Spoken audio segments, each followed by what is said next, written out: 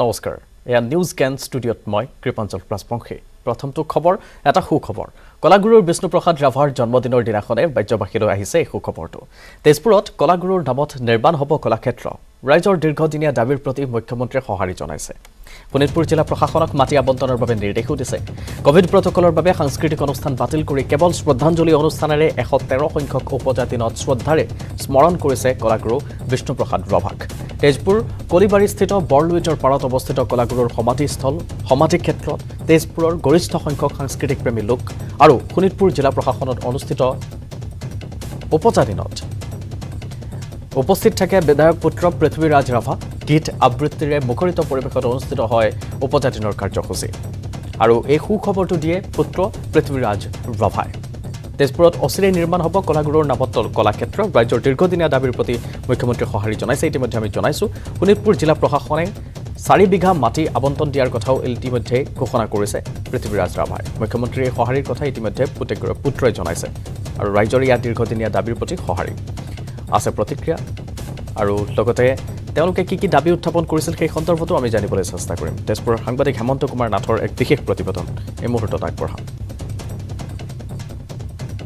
শ্ৰদ্ধাঞ্জলি অনুষ্ঠান আৰম্ভ হৈছে আৰু এই মুহূৰ্তত দেখুৱাইছোঁ কলাগুৰু বৰপুত্ৰ পৃথ্বীৰাজ ৰাভাই পিতৃৰ এই প্ৰতি শ্ৰদ্ধাঞ্জলি যাচিছে আজি এই 113 সংখ্যক উপজাতিটোত আজি আপুনি এটা সুখবৰ উল্লেখ কৰিছে অসমবাসীৰ বাবে কি ক'ব হয় আজি এই কলাগুৰু বিষ্ণুপ্ৰসাদ ৰাভাদেৱৰ 113 সংখ্যক জন্মদিন উপলক্ষে অসমৰ ৰাইজৰ কাৰণে এটি সুখবৰ তেজপুৰী ৰাইজৰ কাৰণে এটি সুখবৰ তেজপুৰত অতি শীঘ্ৰেই কলাগুৰু বিষ্ণুপ্ৰসাদ ৰাভা কলাক্ষেত্ৰ ইয়াত নিৰ্মাণ হ'ব আৰু কলাক্ষেত্ৰ নিৰ্মাণ কৰিবৰ কাৰণে মাননীয় মুখ্যমন্ত্ৰী ডক্টৰ হিমন্ত বিশ্ব শৰ্মাই জিলা প্ৰশাসনক নিৰ্দেশ দিছে যে মাটি আবণ্টন দিবৰ কাৰণে আৰু ইতিমধ্যে 4 বিঘা 3 কঠা কিমান লেচা মাটি ইতিমধ্যে নিৰ্বাচন কৰা হৈছে আৰু অতি শীঘ্ৰে ইয়াত এটি প্ৰেক্ষাগৃহ হ'ব অত্যাধুনিক প্ৰেক্ষাগৃহ লাইব্ৰেৰী সংগ্ৰহালয় কলা বিথিকা আৰু বিভিন্ন অনুষ্ঠান কৰিব পৰাকৈ অনুষ্ঠিত কৰিব পৰাকৈ এই ব্যৱস্থা থাকিব এই মুহূৰ্তত আপোনাক ধন্যবাদ জনাইছোঁ আৰু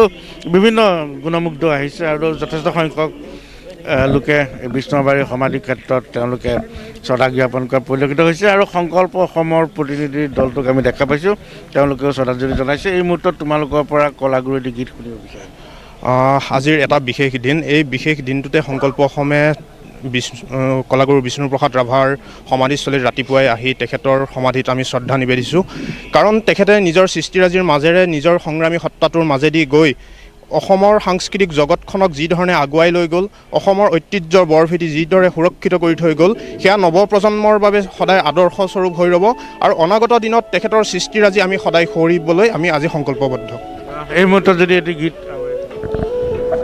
মোৰ কবিতাৰ চন্দ্ৰ লাগে আজিৰ পৰা আৰম্ভ সংসদৰ বাজেট অধিৱেশন 31 জানুৱাৰীৰ পৰা 11 ফেব্ৰুৱাৰীলৈ বাজেট অধিৱেশনৰ প্ৰথম অংশ আজি ৰাষ্ট্ৰপতি ৰামনাথ কোবিন্দৰ ভাষণেৰে আৰম্ভ হ'ব অধিৱেশন আৰু ইতিমধ্যে ৰাষ্ট্ৰপতিগৰাকীয়ে ভাষণ আৰম্ভ কৰিছে আমি পোনপটীয়া সম্প্ৰচাৰলৈ লৈ যাব বিচাৰিম এই মুহূৰ্তত আপোনালোকক स्वास्थ्य संगठन की तरफ से आपात स्थिति में उपयोग की मंजूरी भी मिली है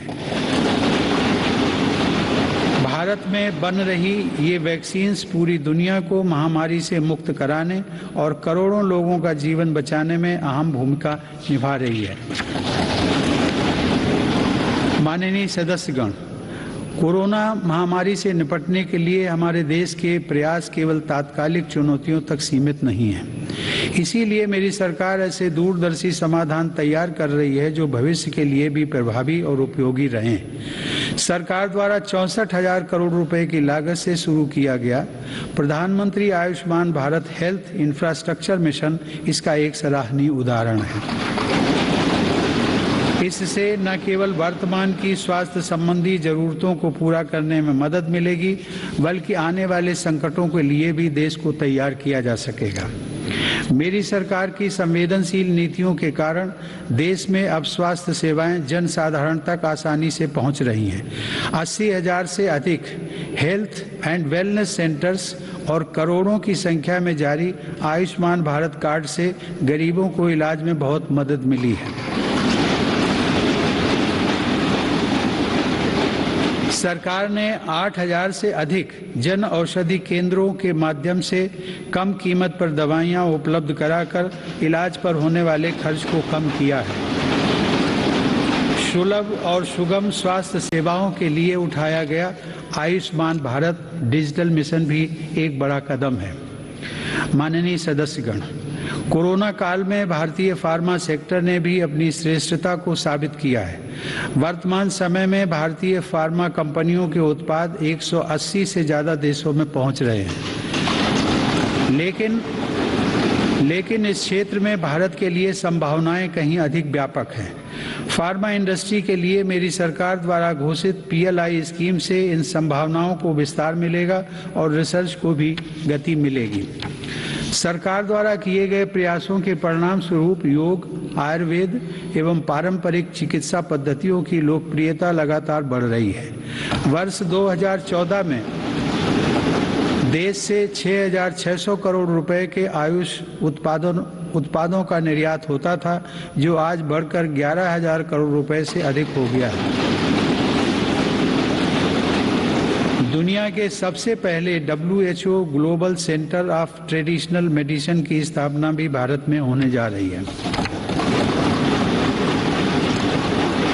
माननीय सदस्यगण, हमारे संविधान के मुख्य शिल्पी बाबा साहब डॉक्टर भीमराव अंबेडकर ने कहा था कि मेरा आदर्श एक ऐसा समाज होगा जो स्वाधीनता, समानता और भाईचारे पर आधारित हो। प्रजातंत्र सरकार का एक स्वरूप मात्र नहीं है। प्रजातंत्र का मूल है अपने साथियों के प्रति आदर और सम्मान की भावना। बाबा साहब के इन आदर्शों को मेरी सरकार अपने लिए ध्येय वाक्य मानती है। मेरी सरकार की आस्था अंत्योदय के मूल मंत्र में है, जिसमें सामाजिक न्याय भी हो, समानता भी हो, सम्मान भी हो और समान अवसर भी हो।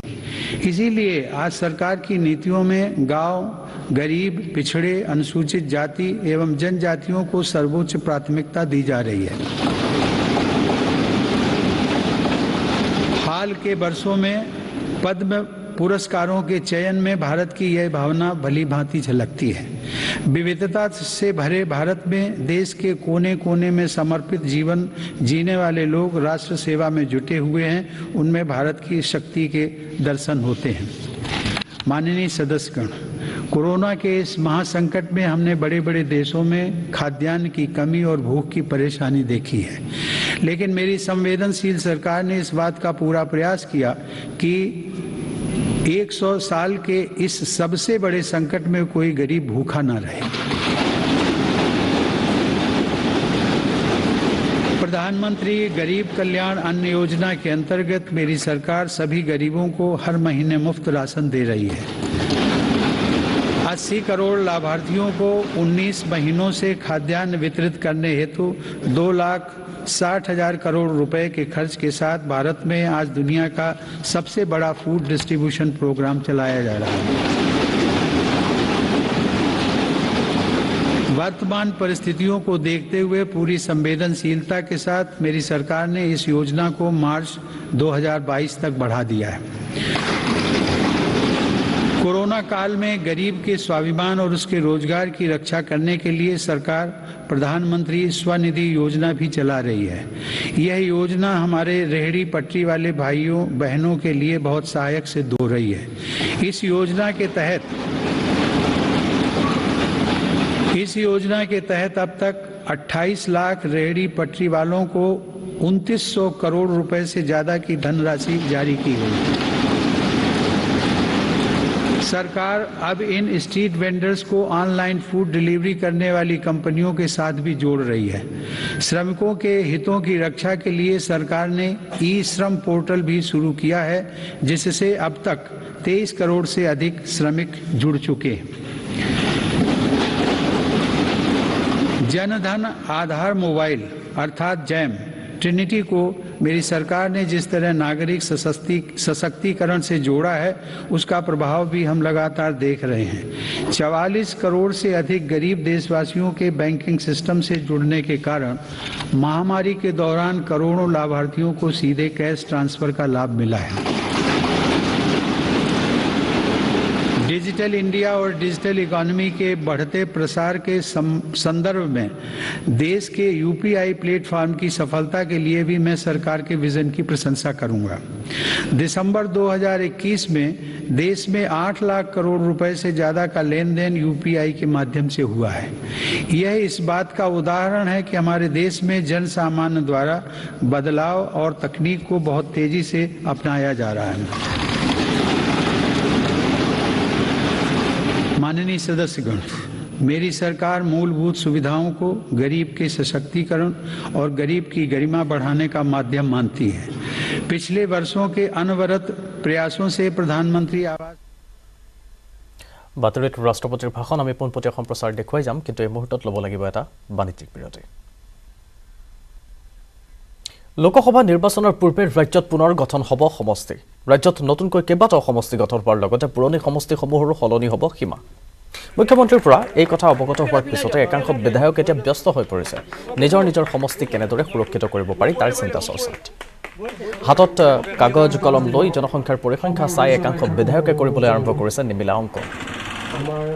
বিশ্বনাথৰ বিজেপি বিধায়ক প্ৰমোদ বৰঠাকুৰে বিশ্বনাথ মণ্ডলৰ লেহুগাঁও পঞ্চায়তত অনুষ্ঠিত হোৱা এখন দলীয় যোগদান সভাত সমষ্টি পুনৰ গঠন সম্পৰ্কে মুখ্যমন্ত্ৰী অৱগত কৰা বুলি উল্লেখ কৰে। একেখন সভাত উপস্থিত থকা বিহাৰীৰ বিধায়ক তথা প্ৰাক্তন মন্ত্ৰী ৰঞ্জিত দত্তই সমষ্টি পুনৰ গঠন হোৱাৰ ইংগিত দিয়ে। জানিব পৰা অনুসৰি গহপুৰৰ বিধানসভা সমষ্টিৰ 5খনকৈ পঞ্চায়ত অন্তৰ্ভুক্ত হ'ব বিহালী সমষ্টিত। আৰু এই মুহূৰ্তত আমি জ্যেষ্ঠ সাংবাদিক বিপুল বৰ্মনৰ সৈতে পোনপটীয়া সম্প্ৰচাৰত সংযুক্ত হৈছোঁ। এক ৰাজনীতিত নিমিলা অংক বিপুল বৰ্মন।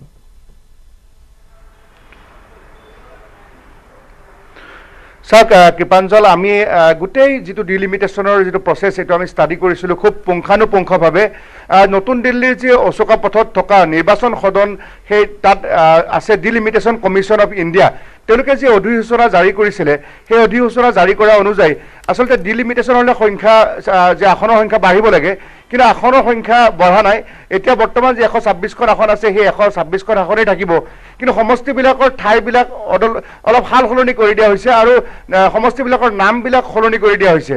এই গোটেই যিখিনি 126টা সমষ্টি আমি 1 নম্বৰৰ পৰা 126 নম্বৰলৈকে আমি চাইছোঁ। এতিয়া যেনেকৈ 1 নম্বৰ ৰাতাবাৰী বা একেবাৰে 126 নম্বৰ শদিয়া সমষ্টি সেইবোৰ নাই, এতিয়া সলনি হৈ গ'ল। আৰু লোকসভাৰ ক্ষেত্ৰত আমাৰ যেনেকৈ 14খন আসন আছিলে সেই 14খন আসন একে থাকিব, মাত্ৰ এই ক্ষেত্ৰত SC আসন কৰিমগঞ্জখন যিটো তেওঁলোকৰ কৰিমগঞ্জখন SC হৈ থাকিব আৰু বাকী ST আসন 2খন থাকিব, এখন হ'ল কোকৰাঝাৰ আৰু এখন ডিফু। গতিকে লোকসভাখন তেনেধৰণে 14খন আসনৰ একদম বিৱৰণী দিয়া হৈ গৈছে। আৰু বিধানসভাৰ ক্ষেত্ৰত মই এটা ডাঙৰ কথা কওঁ যে যিটো মুখ্যমন্ত্ৰী যিটো সমষ্টি জালুকবাৰী সমষ্টি ডিলিমিটেশ্যনত নাথাকিব। আৰু এই গোটেই কথাবোৰ মুখ্যমন্ত্ৰী ডাঙৰীয়াই ইতিমধ্যে তেওঁলোকৰ সাহসীয় পক্ষৰ বিধায়কক কথাবোৰ জনাই দিছে আৰু তেওঁলোকক সাজু হ'বলৈ দিছে যে আগন্তুক যি 2026 চনৰ অসম বিধানসভা নিৰ্বাচন হ'ব তাত ডিলিমিটেশ্যনত মানে সমষ্টি পুনৰ নিৰ্ধাৰণ অনুযায়ী নিৰ্বাচন অনুষ্ঠিত হ'ব। এতিয়া চাওক, কেইটামান সমষ্টি মই কওঁ যে জালুকবাৰী সমষ্টিটো নাথাকে, এইটো মুখ্যমন্ত্ৰী সমষ্টিটো তেখেতে নৰ্থ গুৱাহাটী কনষ্টিটুৱেঞ্চিত কণ্টেষ্ট কৰিব লাগিব নতুনকৈ। আৰু কামৰূপৰ যদি জিলাত আমি চাওঁ সমষ্টিবিলাক, তাত আপোনাৰ হাজো থাকিব বা পলাকবাৰী সমষ্টি থাকিব, ৰঙিয়া সমষ্টি থাকিব, কিন্তু বকো সমষ্টি থাকিব, কিন্তু তাত দুটা বেলেগ সমষ্টি সোমাই গৈছে। এটা হ'ল চমৰীয়া বুলি আৰু এটা আপোনাৰ বিদিয়া জাজিকোনা বুলি সমষ্টি এটা সোমাই গৈছে। আৰু কৃপাঞ্জল, আমি কামৰূপ মেট্ৰত যিহেতু আমি আছোঁ এই মুহূৰ্তত, গতিকে ইয়াতে অকণমান সাল সলনি হৈছে। ইয়াত জালুকবাৰী সমষ্টিটোৰ নাম নহয়, এতিয়া নৰ্থ গুৱাহাটী হ'ব আৰু বাকী গুৱাহাটী ইষ্ট আৰু ইষ্ট ৱেষ্ট এই দুটা সমষ্টি নাথাকি গুৱাহাটী চেণ্ট্ৰেল হ'ব। আৰু অন্যান্য চন্দ্ৰপুৰ সমষ্টি এটা নতুনকৈ খুলিছে, সেইটো আমাৰ চন্দ্ৰপুৰ এলেকালৈ। আৰু দিছপুৰ সমষ্টিটো থাকিব আপোনাৰ ডিমৰীয়া আৰু আমাৰ গুৱাহাটীৰ যিকেইটা ৱাৰ্ড আছে এই 50 নম্বৰ ৱাৰ্ড লৈ, এইকেইটা ৱাৰ্ড লৈ এটা দিছপুৰ সমষ্টি। গতিকে গোটেই সমষ্টিবিলাক সাল সলনি কৰিব। বৰপেটা সমষ্টিটো নাইকিয়া হৈ যাব। আৰু যদি আমি দক্ষিণ অভয়াপুৰী এতিয়া SC ৰিজাৰ্ভ আছে, গতিকে দক্ষিণ অভয়াপুৰী সমষ্টিত যিগৰাকী এতিয়া বৰ্তমানৰ বিধায়ক প্ৰদীপ চৰকাৰ, চন্দন চৰকাৰৰ ল'ৰা, তেখেতে তাত কণ্টেষ্ট কৰিব নোৱাৰিব, কাৰণ সেইটো সমষ্টি SC ৰিজাৰ্ভ নাথাকে। গতিকে এনেধৰণে গোটেই অসমৰ যিটো জনসংখ্যা এইখিনি মুহূৰ্তত যিসকল বিধায়কে এতিয়া ব্যস্ত হৈ পৰিছে, তেওঁলোকে নিজৰ নিজৰ সমষ্টিসমূহ ধৰি ৰাখিব পৰা যাব বা সুৰক্ষিত কৰি ৰাখিব পৰা যাব, তাৰ চিন্তা চৰ্চা ইতিমধ্যে কৰিছে। ৰাজ্যৰ ভিন্ন প্ৰান্তত সেইসমূহ আমি দেখিবলৈ পাইছোঁ, আমি নিউজ 18ৰ দৰ্শকক জনাই আহিছোঁ। এই ক্ষেত্ৰত তেওঁলোকে যি চিন্তা চৰ্চা কৰিছে বা ধৰি ৰখাৰ যি চেষ্টা কৰিছে, সেইসমূহ ফলপ্ৰসূ হ'ব নে? যিসমূহ সিদ্ধান্ত গ্ৰহণ কৰা হৈছে সেয়া ৰাজ্য চৰকাৰে গ্ৰহণ কৰিছে ইতিমধ্যে।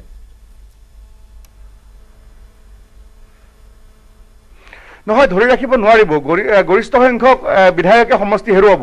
মই আপোনাক যে ক'লোঁ যে বৰপেটাৰ যিগৰাকী এতিয়া বিধায়ক আছে কংগ্ৰেছৰ, তেখেতেতো সেই সমষ্টিটোৰ পৰা নিৰ্বাচন খেলিব নোৱাৰিব আগন্তুক দিনত, কাৰণ সেইটো SC ৰিজাৰ্ভ হৈ যাব। গতিকে সমান্তৰালকৈ সৰুক্ষেত্ৰী সমষ্টিত বৰ্তমানৰ যিগৰাকী জাকিৰ হুছেইন চিকদাৰ আছে, তেখেতে বিকল্প চিন্তা কৰিব লাগিব, কাৰণ সৰুক্ষেত্ৰী সমষ্টিটোৱে নাই। গতিকে এনেধৰণৰ কথা এতিয়া পশ্চিম গুৱাহাটী বুলি কোনো সমষ্টি নাথাকিব। গতিকে ৰমেন্দ্ৰ নাৰায়ণ কলিতাই বেলেগ কথা চিন্তা কৰিব লাগিব। গতিকে আপুনি যিটো কথা কৈছে যে সমষ্টি ধৰি ৰাখিবৰ কাৰণে বিধায়কসকলে চিন্তা চৰ্চা আৰম্ভ কৰিছে, হয়, তেখেতসকলে কাগজ কলম লৈ ইতিমধ্যে চিন্তা চৰ্চা কৰিছে যে আমি কেনেধৰণে কলৈকে গুচি যাম। আৰু মুখ্যমন্ত্ৰী ডাঙৰীয়া বিশেষকৈ সাহসীয় দলৰ বিধায়ক, আমি এটা খবৰ জনাওঁ যে ধৰক এতিয়া কমলপুৰ সমষ্টিটো নাথাকিলে কি হ'ব, এটা জাজিকোনা বিহদিয়া বুলি এটা সমষ্টি হৈ যাব। গতিকে এই গোটেই অসমৰ 126টা সমষ্টি কোন কেনেকৈ কলৈকে যাব, এই গোটেই অংক হিচাপ নিকাচ তেওঁলোকে আৰম্ভ কৰিছে, আচলতে গোপনে আৰম্ভ কৰিছে। কিন্তু যিটো প্ৰমোদ বৰঠাকুৰ তেখেতে কথাটো খোলোচা কৰি দিলে আৰু এতিয়া ৰাজহুৱা হৈ গ'ল। কিন্তু আমি সাংবাদিক হিচাপে এই গোটেই 126টা ডিলিমিটেশ্যনৰ কথা আমি আগেও প্ৰকাশ কৰিছিলোঁ আৰু আমি নিজেও ষ্টাডি কৰিছিলোঁ যে নিৰ্বাচন সদনত থকা অশোকা পথৰ এই যে ডিলিমিটেশ্যন কমিশ্যন অফ ইণ্ডিয়াত কি ধৰণে আমাৰ অসমৰ ক্ষেত্ৰত ডিলিমিটেশ্যনৰ খচৰা বা তেওঁলোকৰ অধিসূচনা কেনেকৈ জাৰি কৰিছিলে। গতিকে এটা কথা ক'ব পাৰি যে আগন্তুক 2026 চনৰ অসম বিধানসভা নিৰ্বাচন খুব ইণ্টাৰেষ্টিং হ'ব, কাৰণ যথেষ্ট সমষ্টি, বিশেষকৈ শাসক পক্ষৰ বিধায়কে আমাক কৈছে যে কংগ্ৰেছে অকল সংখ্যালঘু সমষ্টিসমূহতে থাকি যাব, বাকী তেওঁলোকে সংখ্যাগুৰু সমষ্টিত জিকিব নোৱাৰিব। গতিকে তেনেধৰণে আচলতে সমষ্টিসমূহৰ কৰ্তন কৰা হৈছে বা জনসংখ্যা কমাই দিয়া হৈছে, ক'ৰবাত বঢ়াই দিয়া হৈছে। আজি আমি মৰিগাঁও জিলাতে চাওঁ যদি বা নগাঁও জিলাতে চাওঁ, এই গোটেই অসমৰ 126খন আসনৰ নিশ্চয় বিপুল বৰ্মন, আপুনি ইতিমধ্যে কৈছে যে সঁচাকৈয়ে এইবাৰ নিৰ্বাচন অতিকৈ আমোদজনক হ'ব। আপোনাক ধন্যবাদ জনাইছোঁ এই মুহূৰ্তত বিপুল বৰ্মন। পৰৱৰ্তী সময়ত আমি আপোনাৰ সৈতে পুনৰ সংযুক্ত হ'ম।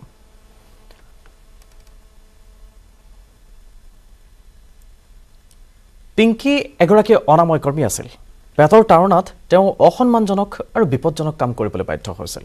এসময়ত আহিল এক বিশেষ পৰিৱৰ্তন, যিয়ে চিৰদিনৰ বাবে সলনি কৰি দিছিল পিংকিৰ জীৱন। চাওক মিছন পানীৰ এক বিশেষ প্ৰতিবেদন।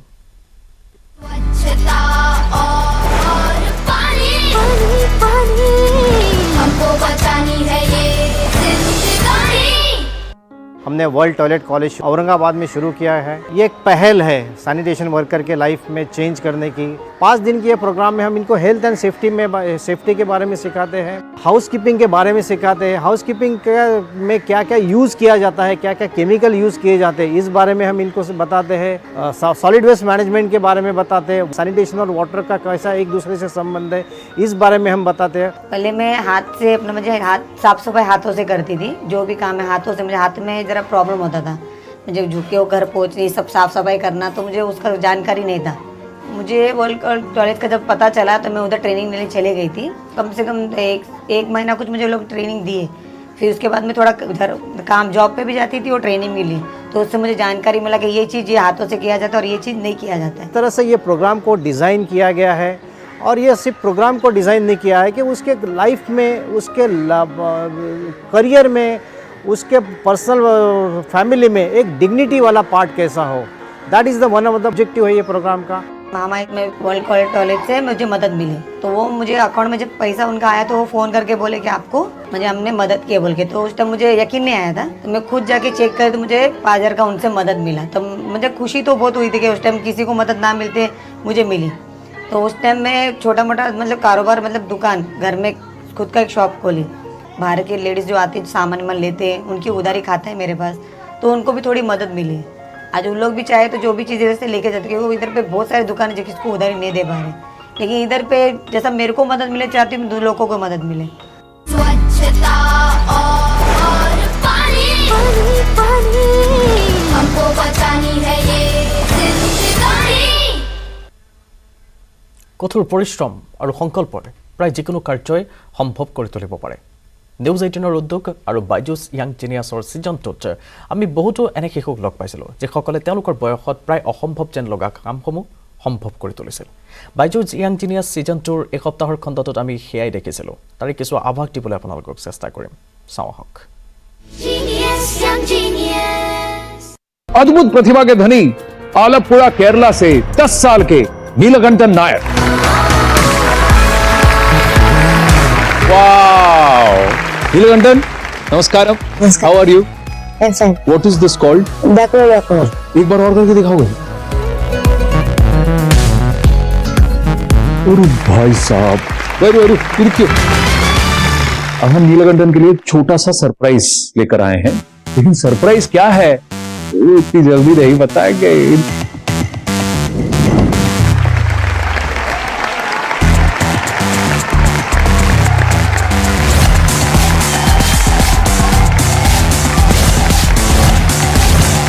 रेडी नीलकंठन? नीलकंठो, दारा।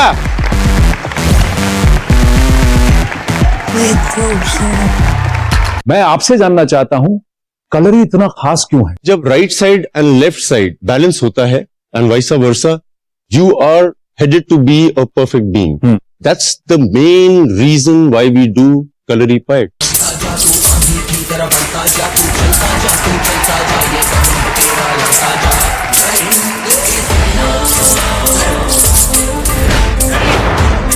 हमारी अगली जीनियस सिर्फ 9 साल की हैं और उन्होंने अपनी एक आर्मी बना ली है और इनके हथियार है पेड़, पौधे, मिट्टी, पानी और सूरज की रोशनी। इन्होंने प्रण लिया है कि 1 लाख पौधे लगाएंगी, जिसमें से कई हजार पौधे ये ऑलरेडी लगा भी चुकी हैं।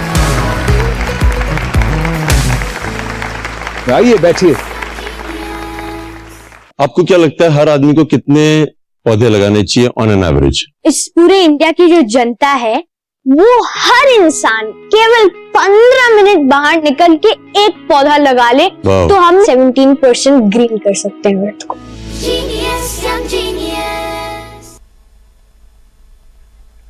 আৰু সেয়া হৈছে বাইজুছ য়াং জিনিয়াছ আৰু ইয়াৰ সৈতে বিদায় লৈছো নিউজ